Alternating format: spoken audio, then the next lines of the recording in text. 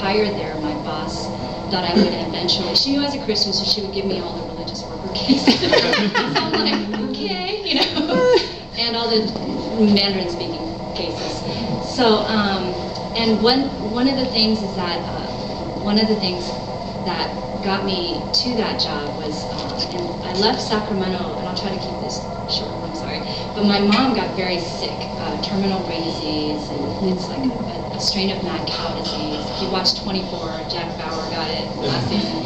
And it's, you know, it's just really awful. And I remember I was studying for the bar thinking, I'm not going to pass because I cannot focus on this, and also just losing my mom in a couple months. But the Lord just carried us through all that. And I remember thinking, my mom's a believer, and she passed away eventually, but I just remember thinking how important, this is part of my testimony of why I'm working where I'm at, is just how life is very short, and just what are we going to do with the talents God has given us?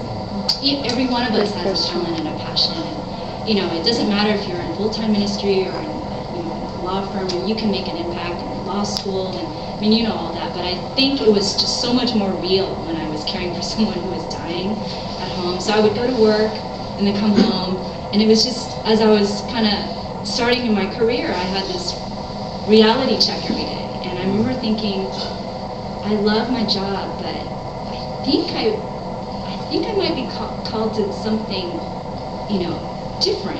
And I don't know if I'm supposed to be a partner here, you know, but she was kind of grooming me for that, my boss.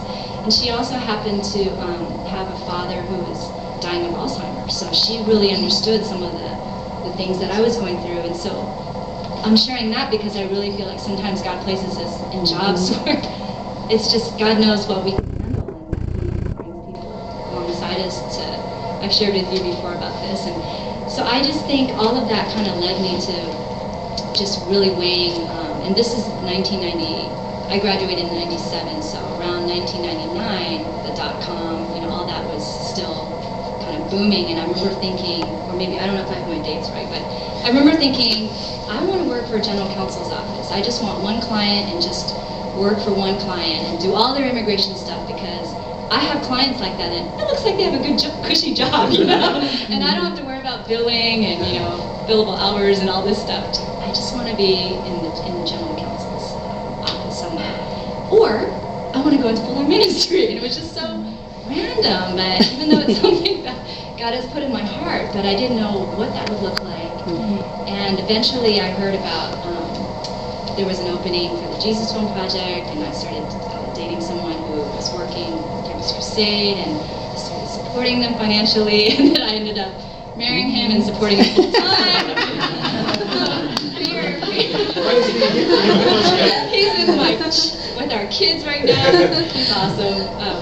She got to work with him last summer, but anyways, so all that to say, you know, I was at that crossroads, but I remember thinking, I have all this debt from law school, but God, if you want me to join staff, I'm just going to apply and you'll take care of it. And so I applied, and I got in, and I thought they were crazy. They were accepting me because I had all this loan debt. But when my mom passed away, a lot of it went to pay off. I took it to pay off my loans, but I still had $20,000 left, thinking, okay, well, maybe after a year I'll join staff or something. And then my brother ended up basically just feeling really convicted to, God just moved his heart to give that to me.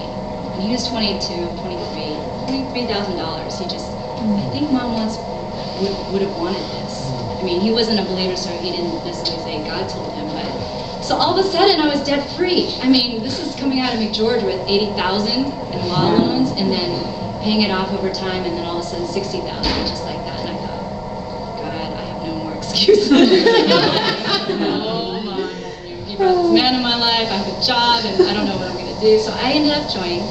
So I took a hiatus from immigration practice, and I did that for a few years, working with missionaries, getting new translations of the Jesus Home in Chinese languages, and then I heard about the general counsel's office. I mean, I knew they were there, but I didn't join staff for that. But they found out I was an immigration lawyer, and I was still licensed, and so they were like, "Can you work for us one day a week?" And so slowly I got kind of pulled into that. Yeah, but you know what? I love it. I stopped traveling for the Jesus film, so I ended up shifting to full-time mom and also immigration practice. So now, the last 6 years I help HR with their immigration questions, I-9, employment verification. It's mostly business that I practice, so getting people here on religious worker visas, temporary, or students who are recruited and getting them a work permit, or missionaries who marry other foreign nationals and helping them with their... So all the gamut. We don't do deportation because most of the people who work with Crusade are here legally. Yeah, they are. So